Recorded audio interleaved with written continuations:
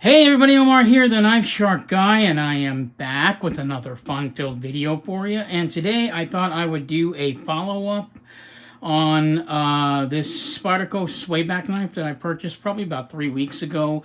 It's seen some use since then, and I just wanted to give my final thoughts on it as far as using the knife and how it operates and, you know, what it felt like to use this knife. So let's get right into it. So this knife is by Marcin Slysz, who also, as you guys know, who also made this knife right here, the Spyderco Swayback, which I had customized last week. I actually already did that video. You want to check it out? It's on my channel. Yeah, and I thought I would go ahead and, because I got this knife, I figured let me try another Marcin Slysz knife, and it turned out to be a great idea. I bought this on an impulse. I didn't really think it was going to do, it was going to be, you know, as compelling as it eventually became, but there was a lot of thought put into this design. I'm not going to do any specs. I did that last time on the video. But basically, this knife is a flicker knife that sort of looks like a slip joint, which makes it really very attractive, and also has that sort of sway back feature where the knife kind of droops down over here. The shape of the knife is beautiful. We've got a point in the knife where the blade actually droops down, but then the contour is going up on the handle, thus the name, the sway back knife. One of the most amazing things about this knife is basically the Wharncliffe style blade and how effective it is in cutting your whatever material that you need. I love the fact that no matter where I cut or no matter where I use the blade, whether I use it on the tip, the middle, or the back, if I'm applying the same amount of pressure as you know, Michael Janish had said on his video on the Wharncliffe style blade and why it's so effective. It's very true. No matter where you place pressure on the knife, you're getting the same consistent cut with the same amount of pressure being applied, no matter where you decide to cut on the knife. It's the same pressure.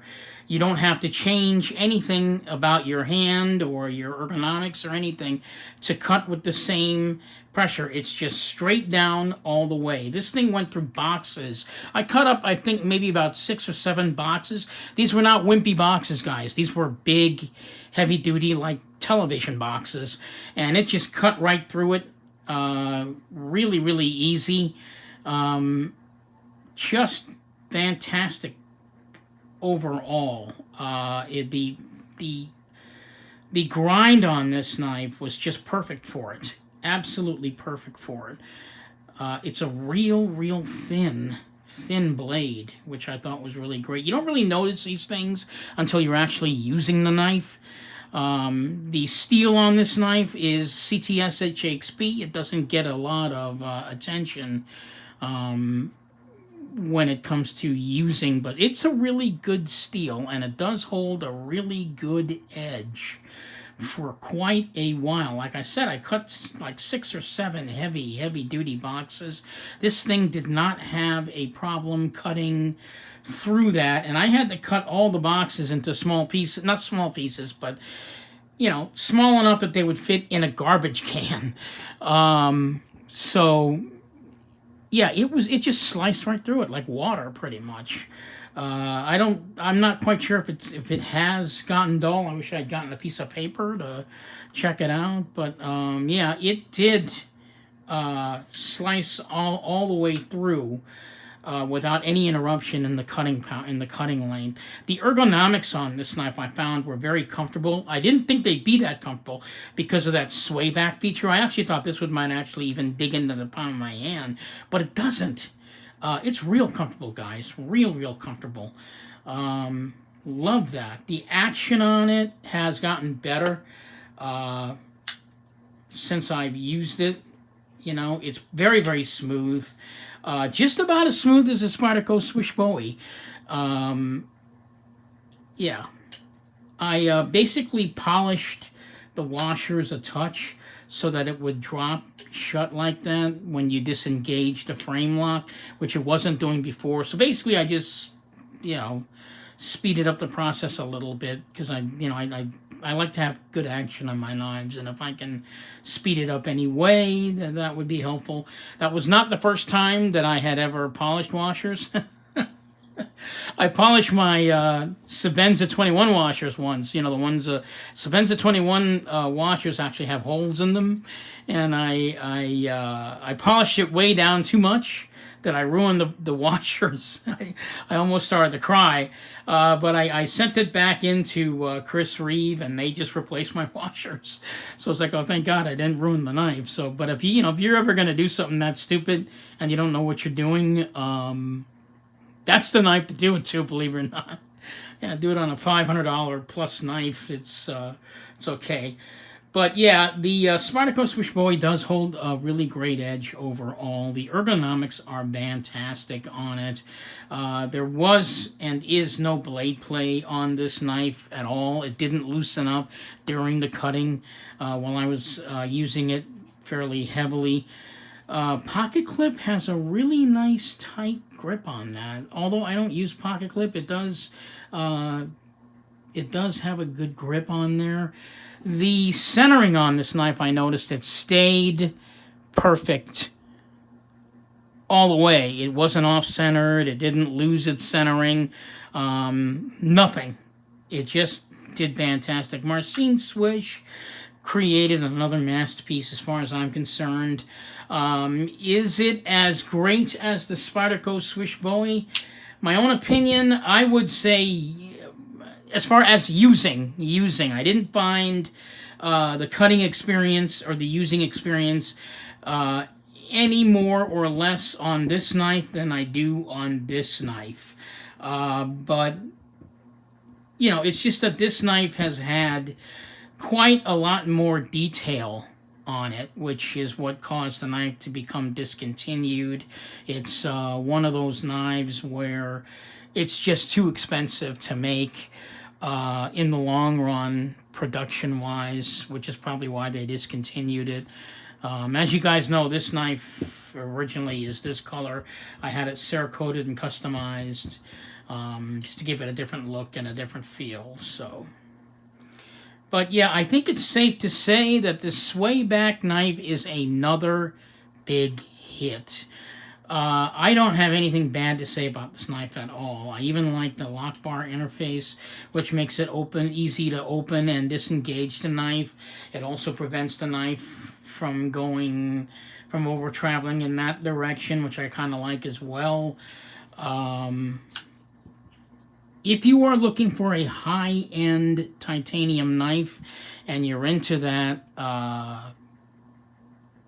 you're into that slip joint look, which is what this knife looks like, you might want to get this piece. It's a fantastic knife. It's the right blade shape for heavy-duty cutting, in my opinion. It's also a perfect EDC for overall. It can handle whatever job you need. There's really nothing bad that I can say about this knife. Except, well, maybe not. I think that the Spyderco hole, when you're deploying it, if you don't have small hands, you might have a problem doing it. I'm kind of disappointed that I cannot middle finger flick this knife in my right hand. That bothers me because I'm a righty.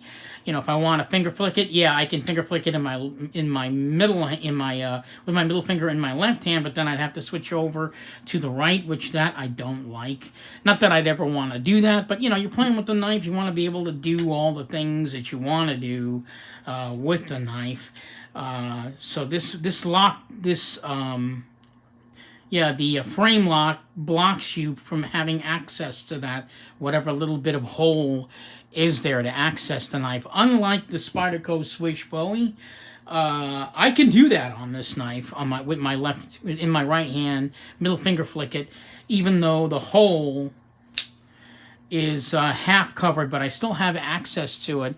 And with some serious practice, I can actually just sit there and middle finger flick it with my right hand, having only, that much on it, But that's actually enough for my finger. If you have big hands, you won't be able to have access to that at all. Yeah, see, it's no problem for me. Very, very comfortable to do. Obviously, the thumb finger flick works, no problem. But even the thumb finger flick, people might have difficulty, thumb flicking this knife if you have very large hands. So that I want to warn anyone with big hands. You may not be able to flick the knife if you really need to get good, quick access at it. The open construction is beautiful, especially if you're going to be using this for heavy duty. Some of those knives that have full-blown back spacers, which I absolutely love. I like either an open construction on my knives or a full back spacer. I'm not a big fan of these half back spacer deals. I kind of wish that they had taken this back spacer and pushed it all the way up to the top, or just replace it with standoffs. I understand it's an artistic statement to have it be open halfway, but that's just not what I enjoy aesthetically when it comes to a knife. Plus, the fact that a knife is open construction makes it really easy to clean it. You don't even have to, unscrew anything to clean this knife. If you wanted to just get a rag and put it in the middle in there somewhere and just get rid of all that dust, easily be done with like a napkin or whatever. So the open construction is really, really good. It does also lighten the knife because the knife is titanium. So there's no need to add any extra weight by putting another G10 backspacer on the back of it or whatever. So, I mean, overall, this knife was not a disappointment to use.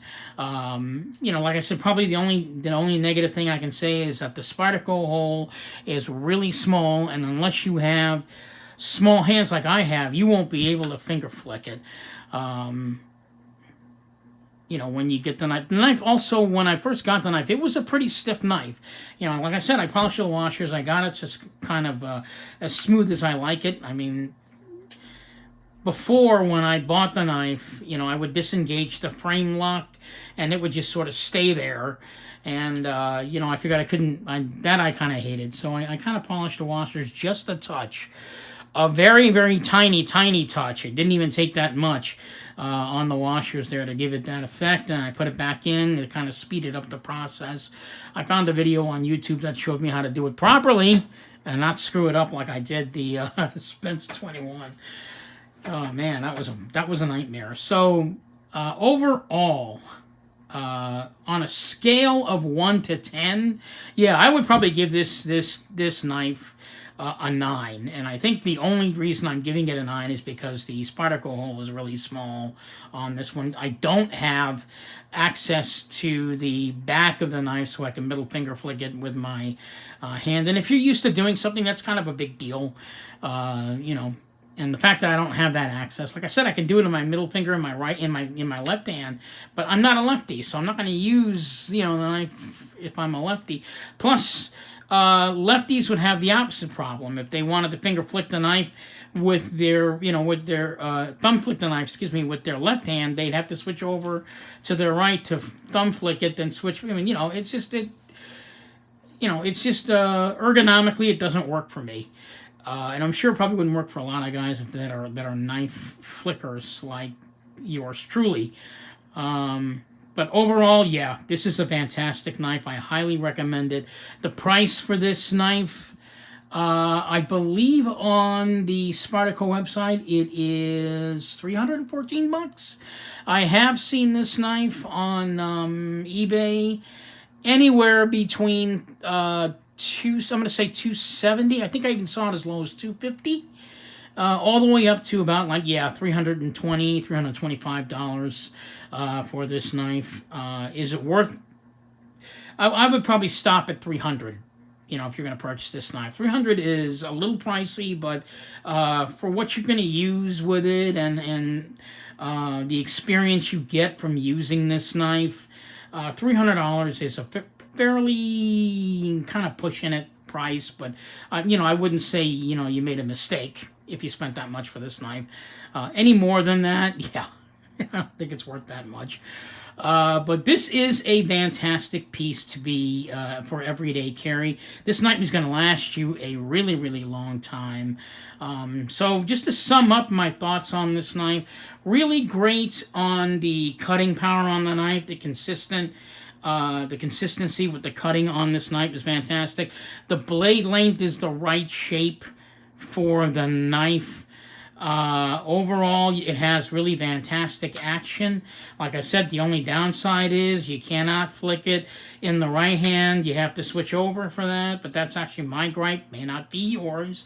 The open construction makes it a winner in my mind, because in case you're going to be using this for heavy duty, it'd be real easy to clean it. You don't probably wouldn't have to take it apart. Just get whatever gunk is in there with a napkin or, a simple rag. Get rid of the dust or whatever's in there. That would be real easy to do there. The knife always seems to stay perfectly centered, as you guys can see. It's not off-centered. After cutting, roughly, I'm going to say, about 8 to 9 heavy-duty boxes. We're looking at maybe one day you're looking at like maybe a 2-hour use of heavy duty non-stop on this piece. Really did great. It still holds a fantastic edge even through that punishment. So yeah, I highly, highly recommend the Spyderco Swayback. It's a fantastic piece to own in your knife collection and to use. Really don't have anything else to say about this knife. As far as using ergonomics and all that, the knife is definitely up there as far as its usability, and the fact that it looks like a slip joint even makes the knife much more beautiful and more compelling. Really great ergonomics on it. I loved it. I mean, you could hold this knife any way, shape, or form. Again, the swayback tip does not dig into your palm. Just not a disappointment at all. This is Omar, the Knife Shark Guy, signing off, hoping that you'll find this beautiful piece in your collection someday. If not, definitely go out and check it out. Happy knife hunting, guys, and I will see you in the next video.